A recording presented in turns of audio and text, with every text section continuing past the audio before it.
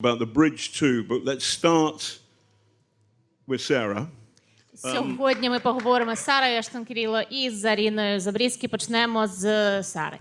So, Sarah, you're a trans, you live in Las Vegas, and then suddenly you're in the war reporting from one of the most dangerous places, which is the northeast corner of Kharkiv. Why?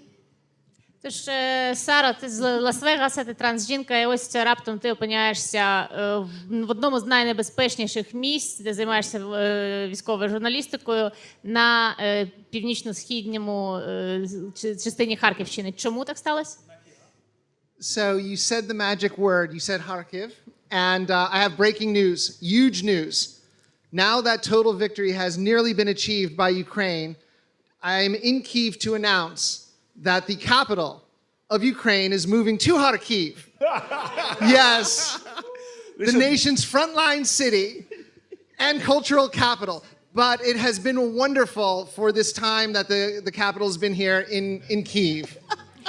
Okay. Ти, власне, сказав це чарівне слово Харків, і я зараз в Києві оголошую, що столиця з майже повною перемогою на Харківщині українських військ переїжджає до Харкова, до такого провідного міста, культурного центру. Дуже дякую Києву за всі ці роки, але столиця України відтепер буде в Харкові. Zarina, how does Odessa feel about that? Що Одеса думає з цього приводу? I don't even have to make this announcement because it's already quite clear that Odessa is the capital of the world. Я навіть оголошення тут не мушу робити, тому що вже зрозуміло, що Одеса і так є столицею світу. So I think my favorite Ukrainian, the capital of Ukraine is Kyiv and always will be. So I'm rooting for Kyiv, but also when my pal Max, who runs the Buena Vista, he drove us to Kharkiv where we bumped into you. But on the way we had to change a tire, and I found I wanted to go for a wee, and the lady spoke Russian. I did Russian at school, and she said an incredibly long, complicated sentence I didn't understand. I just want toilet, and she took me to this terrible hole-in-the-ground toilet. And are you sure it wasn't in Belgorod they brought you? It was no, and it wasn't in Russia. Don't be naughty. Anyway, she came back and she gave me a cappuccino. I can't have a cappuccino. She had a coffee machine, and she refused payment. And so that place I thought ought to be the capital of the free world. So, translate. no, that's right, of course. Моя улюблена столиця України – це Київ. Я вболіваю за Київ, але і Харківщина також прекрасна. Ми їздили на Харківщину, де зустріли Сару з Максом, який керує Буена-Вістою. Ми мали замінити шину по дорозі, різні пригоди ставалися. Я попросився в туалет, дуже-дуже хотів, і старенька жінка показала мені цю жахливу дірку в землі.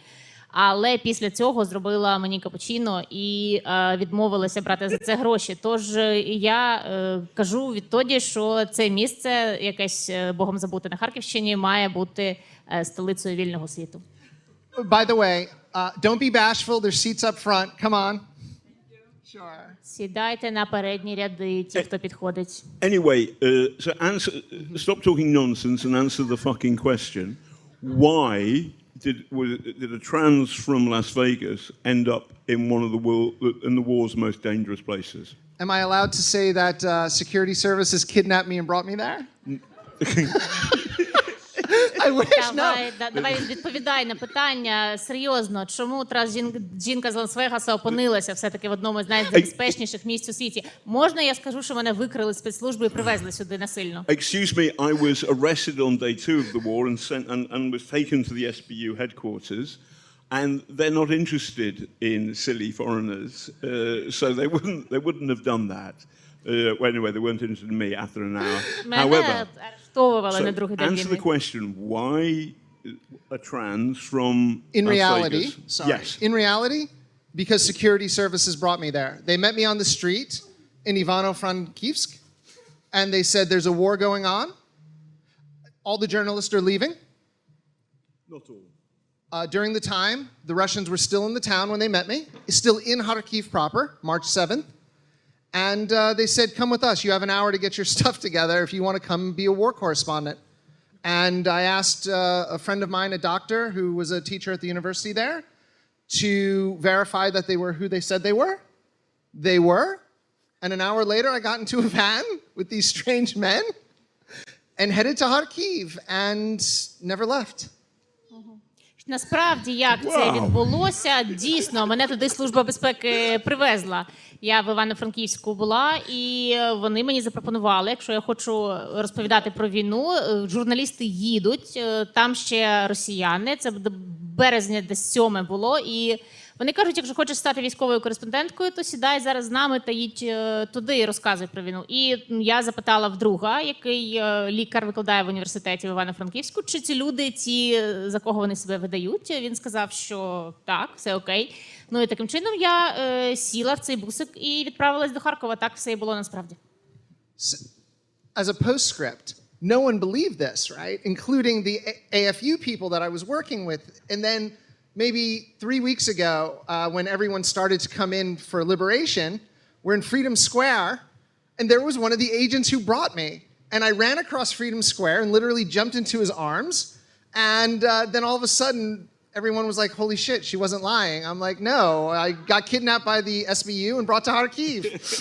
Мені ніхто не вірив, скільки б я не розповідала цю історію, але от зараз зі звільненням, 3 тижні тому на Майдані Свободи я побачила одного з агентів, який мене тоді привіз, і підбігла до нього обніматися, і всі такі, ой, блін, да, вона не брехала.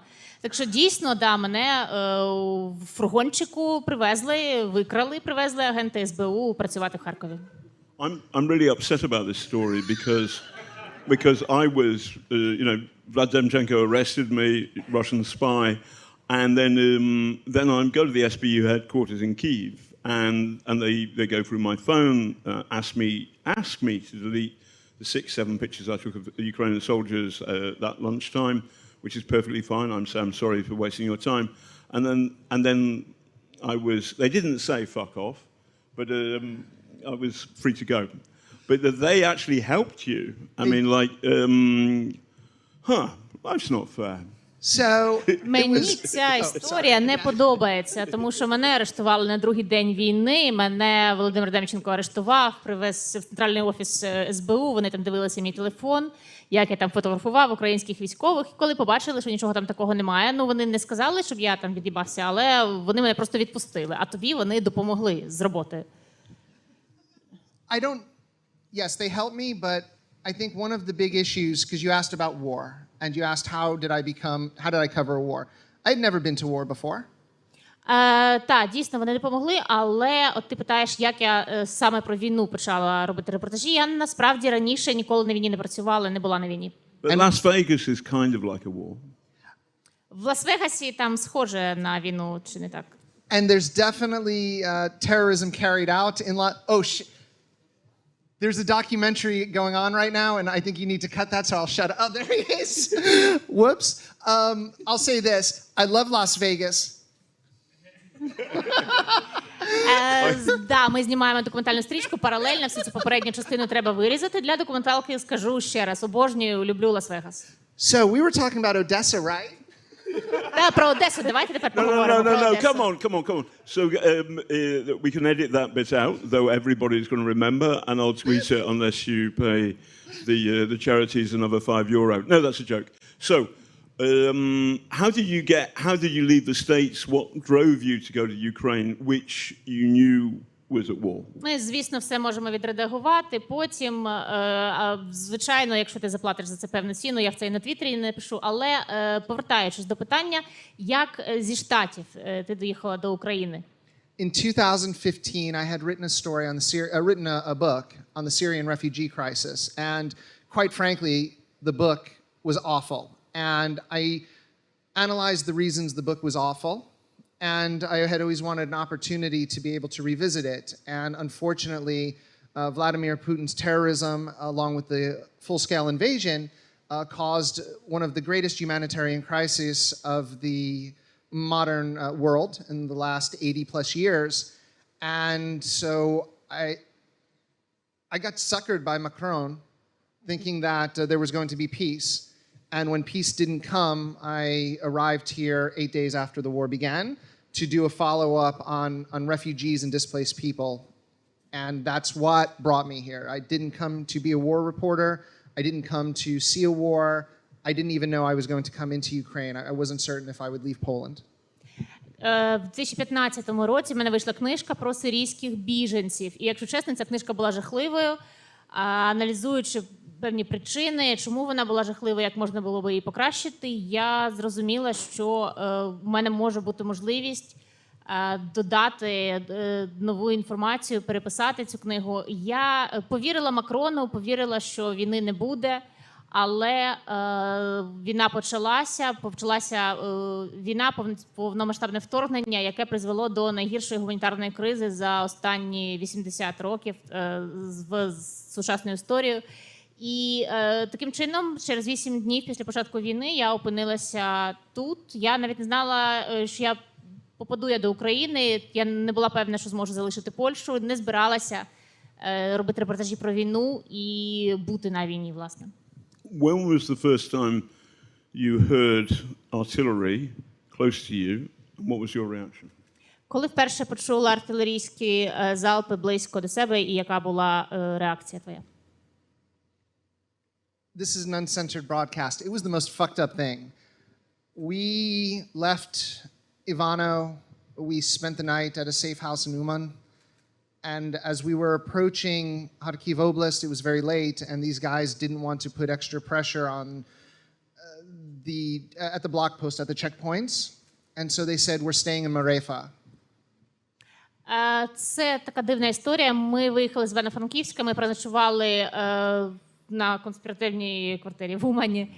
І потім ми під'їжджали вже до Харкова, але ставало пізно. І люди, які були зі мною, вони сказали, що не хочуть додаткового тиску на людей на блокпостах, тож ми зупинилися на ніч в Марефі. And so for those of you who aren't familiar, Marefa is a small town, maybe about 25 kilometers south of Kharkiv. And I said, where are we staying? What do you mean? And they said, we're staying in the car.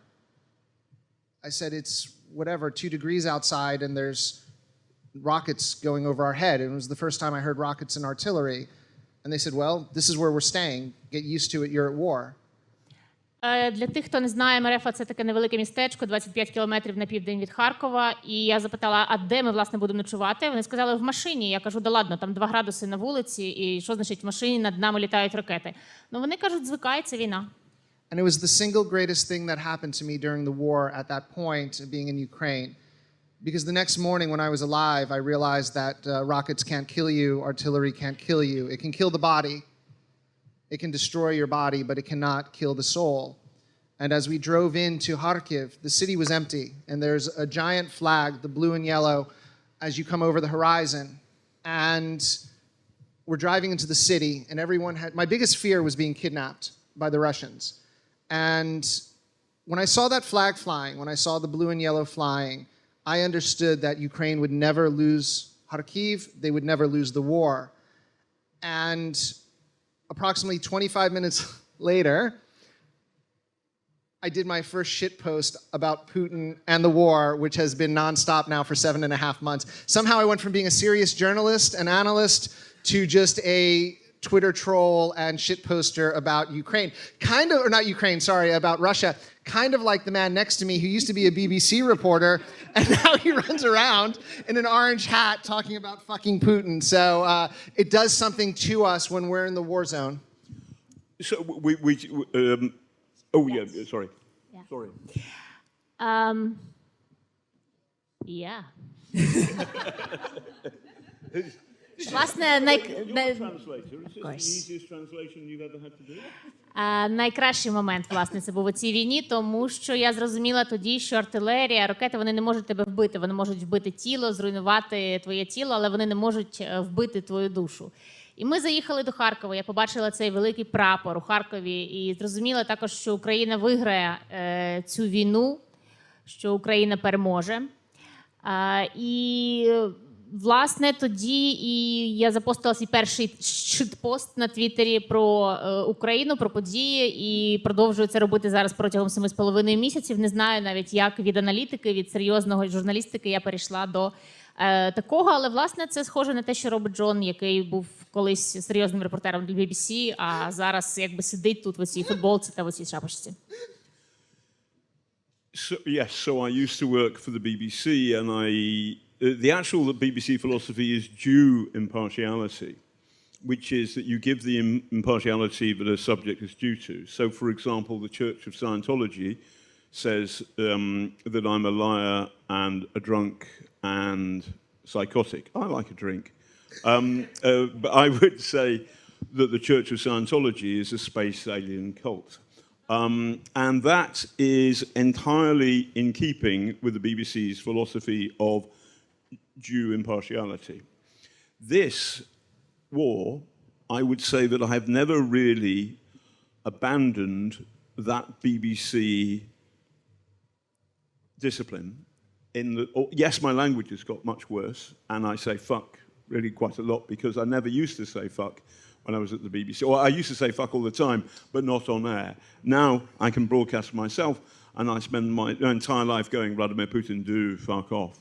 However, I'm doing that for a reason, because this war is entirely wrong, and it's evil. And we both talked about this when we met in Kharkiv. The idea of impartiality to an evil state under a dictator that invades a peaceful country is just plain wrong. And so it is quite proper to be an honest and normally fair journalist and to call it as it is. Putin is evil, Ukraine is good, and Ukraine must win the war. Працюючи на BBC, я притримувався принципів BBC. Принцип BBC завжди такий, що при описанні будь-якого явища ми застосовуємо оцю от належну таку... Ми не приймаємо нічию сторону, наскільки це можливо. І, ну, наприклад, церква саєнтологів про мене каже, що я брехун, алкоголік та психотик. Ну так, я люблю випити, а я про них кажу, що вони культ з космосу. І, в принципі, будь-яке це висловлювання, вони притримуються, власне, от цього принципу BBC. Але якщо серйозно, то розповідаючи про цю війну, я ніколи цього принципу і не полишав. Так, дійсно, зараз я лаюся в ефірі набагато більше. На BBC я собі цього дозволити не можу. Зараз я кажу там фак на камеру. Але принципи залишаються зі мною, тому що навіть з такими принципами, говорячи про Росію, говорячи про цю війну, про те, що відбувається в Україні, ми можемо сказати абсолютно спокійно, що Путін – це зло, що відбуваються дуже неправильні речі, а що Україна – це добро, і добро на стороні України.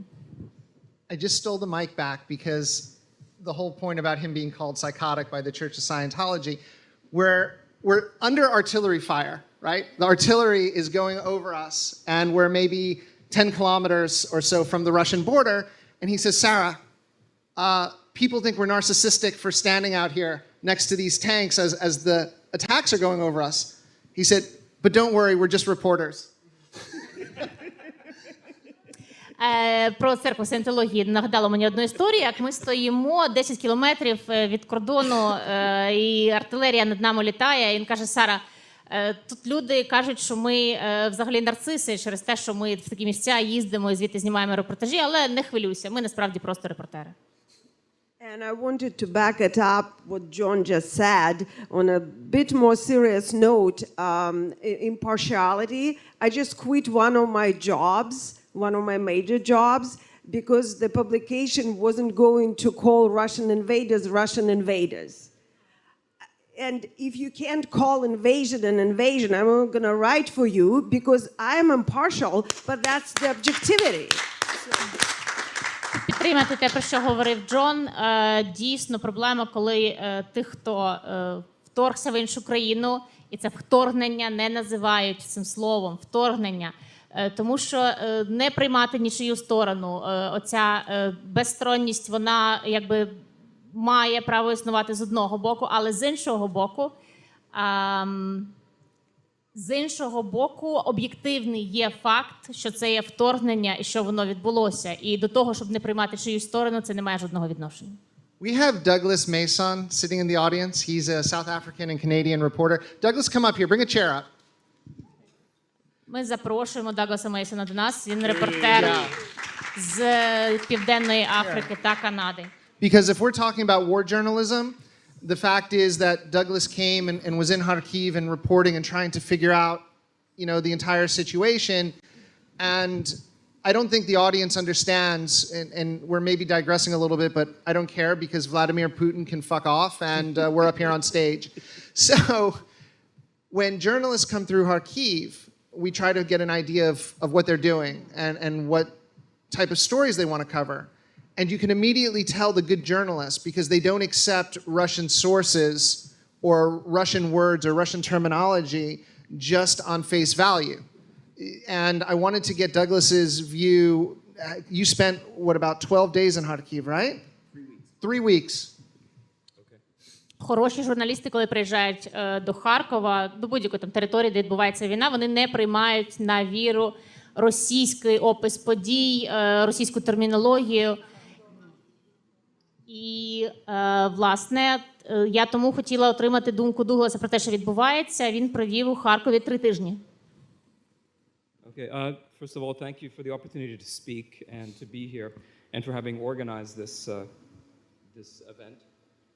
Hold it closer to your, Дякую за можливість бути тут, виступати на цьому фестивалі, за його організацію. closer to your nose.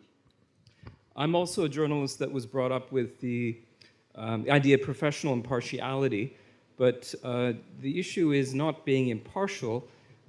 We are also taught to observe empirical fact and bear witness. Now, those are the principles of good journalism.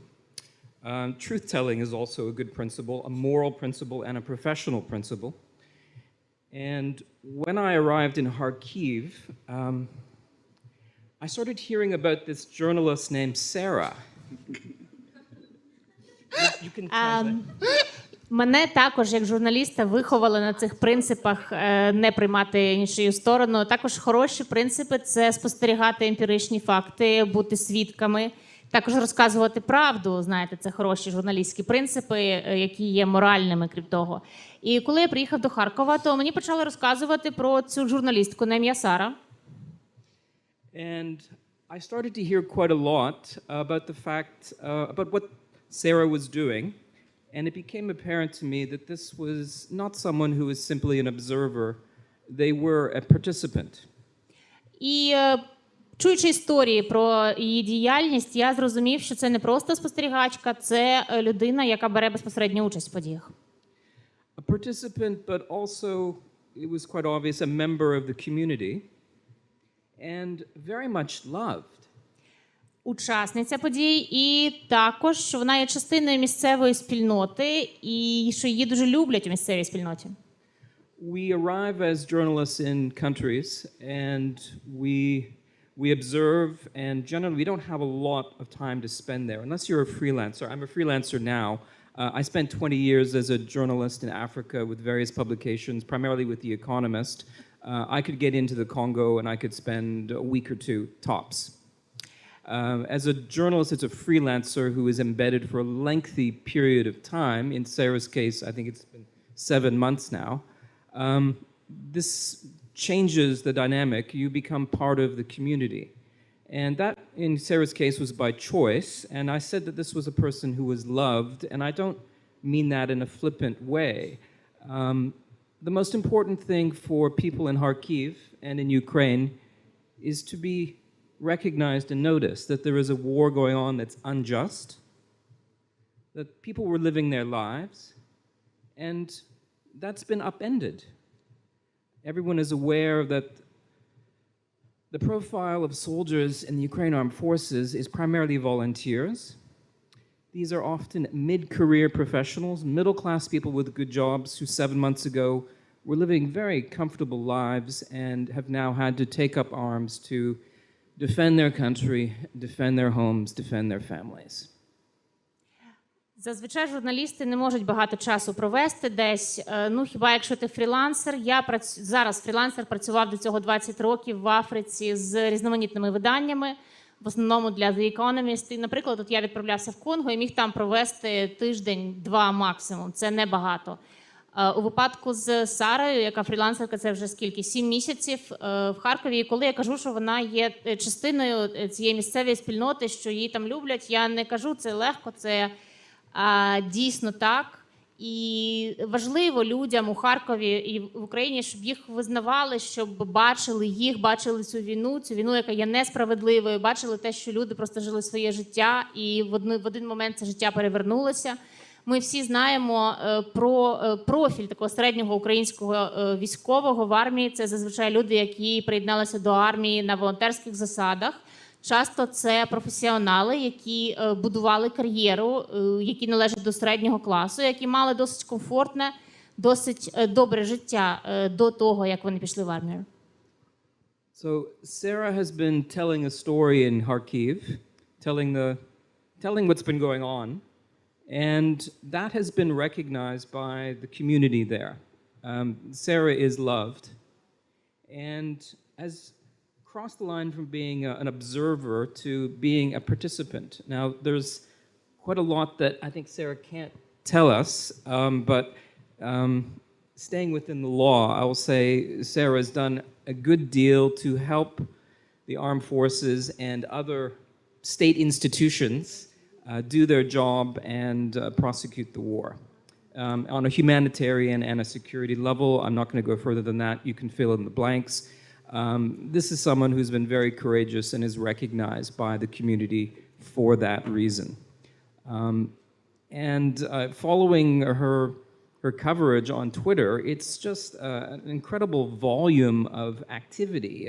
This person pops up everywhere. They're in Izium, they're in Zolochev, right on the front lines, where, incidentally, I think she has keys to the city or has been given power of attorney by the mayor. The mayor of Zolochev did give me power of attorney over the city. Yes, that's a correct statement. It is Sarah, true. I was in Zolochev last week reporting, and they told me about our Sarachka. Yes. So I think after the war, there's going to be a Sarah Street in Zolochev. You know, if you're active, you're going to get enemies. Sarah is recognized on the other side, and there's a lot of vituperative, unpleasant rhetoric coming on the Russian Twitter trolls directed at her. And, you know, people can laugh, say, oh, she's a drama queen, whatever. Maybe. I mean, so what? Wear it with pride. I'm glad you brought that up, because one of the criticisms John and I get... Oh, sorry. I'm not being a proper person up here. Yeah. Please, go ahead. Власне, Сара розказує про Харків, розказує історії місцевих мешканців. Люди це знають, відчувають і дуже цінують. І це просто неймовірно слідкувати за нею в Твіттері, тому що вона одночасно і в Ізюмі, і в Золочеві. Власне, я вже сказала, що була я в Золочеві якраз недавно, і там мені теж розказували про нашу Сарочку. Якось дуже тепло там до неї ставляться. З мером Золочева там теж дуже теплі стосунки.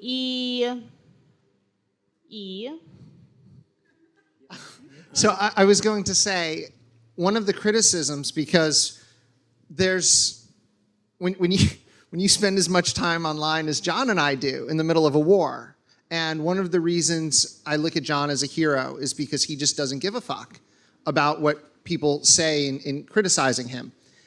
And there's journalists out there that are like, oh my God, John Sweeney and Sarah Ashton, what the hell are they doing here after, in John's case, 8 months, I'm here 7.5 months. And the reality is, I think journalists have to be able to get the information out to their audience. And not everyone has the same audience. And so the people watching John, the people who are reading Douglas and Zarina, the people who are watching me or maybe reading my bylines, it's not a monolith.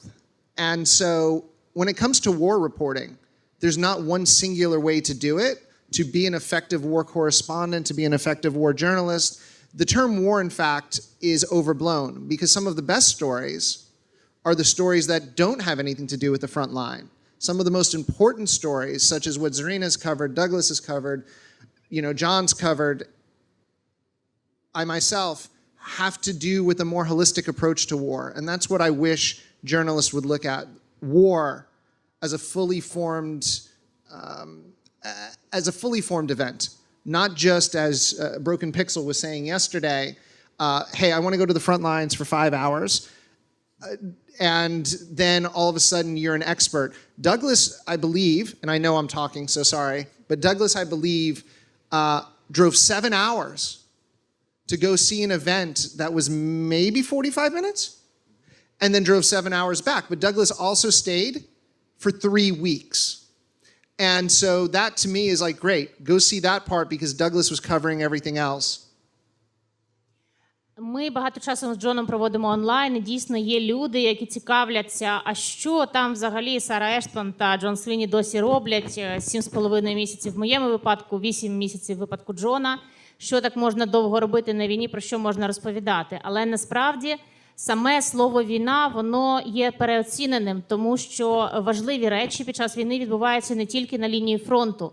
Дуже багато речей, про які варто розповідати. І це історії, які розказує і Дуглас, і Заріна, і Джон, і я також. Вони відбуваються не на лінії фронту, вони відбуваються десь-інде, але це теж дуже важливі історії.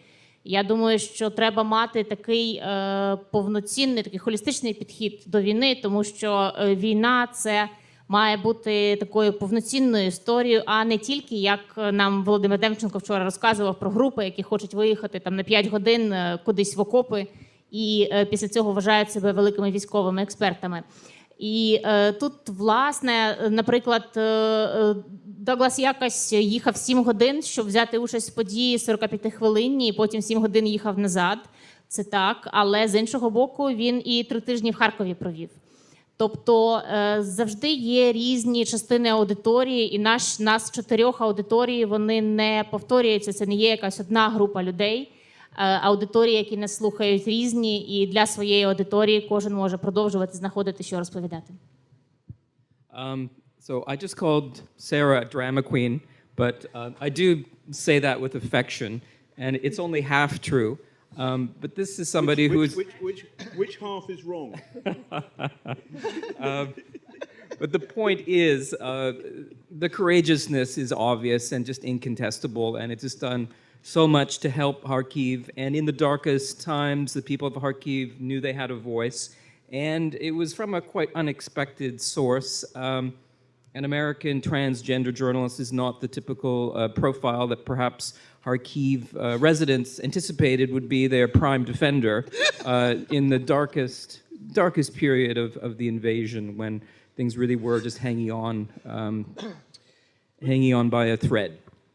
Я щойно Сару назвав королевою драми, але я це з любов'ю кажу, тому що дійсно дуже хоробра, дуже смілива журналістка, яка допомогла сильно жителям Харкової армії під час окупації. І, звичайно, що американська трансгендерна журналістка – це не той тип професіонала, якого очікуєш бачити в Харкові, розказуючи про воєнні часи, але Сара дуже круто працює. So, Sarah, what's it like being trans in Ukraine as opposed to being trans in Las Vegas? Транс-досвід в Україні та в Лас-Вегасі, чим він відрізняється? Are we streaming right now? А у нас іде трансляція? It's easier to be transgender in Ukraine than it is to be transgender in the United States. Even В Україні бути трансгендерною людиною легше, ніж в Сполучених Штатах. that's even during a period of martial law. Sorry, special law period. Even during a period of martial law, even during a time of war. Why? Because the Ukrainian people understand what liberty is about, because the Ukrainian people have nothing to do but shed blood for liberty. Чому? Тому що навіть у військовий час, навіть в період там особливого режиму, люди українські все одно розуміють, що таке свобода, і що немає тут нічого, що стосується проливати кров за свободу. The number one reason, beyond the wonderful amenities and beauty of Kharkiv, and the fact that it's about to become the capital of Ukraine, that I want to stay in Ukraine is due to the fact that my transgender identity is about issue number 9 when it comes to who Sarah Ashton-Cirillo is. And in the United States, unfortunately, it's issue number 1 no matter what. And that's not how any human being should go through life. Human beings should go through life for their personal freedom, individual liberty, and the ability to make their own choices based on who they are. And that's what Ukraine stands for. Причина номер один, з якої я хочу залишатися в Україні, це тому, що моя трансгендерність – це приблизно 9-те питання за важливістю, коли я знаходжусь в Україні, а в Штатах це завжди все одно питання номер один, коли обговорюється, хто така Сара Ashton-Cirillo. І українці, вони якраз розуміються на свободі, на особистій свободі робити певні вибори. Україна є такою країною, тому я хочу залишатися.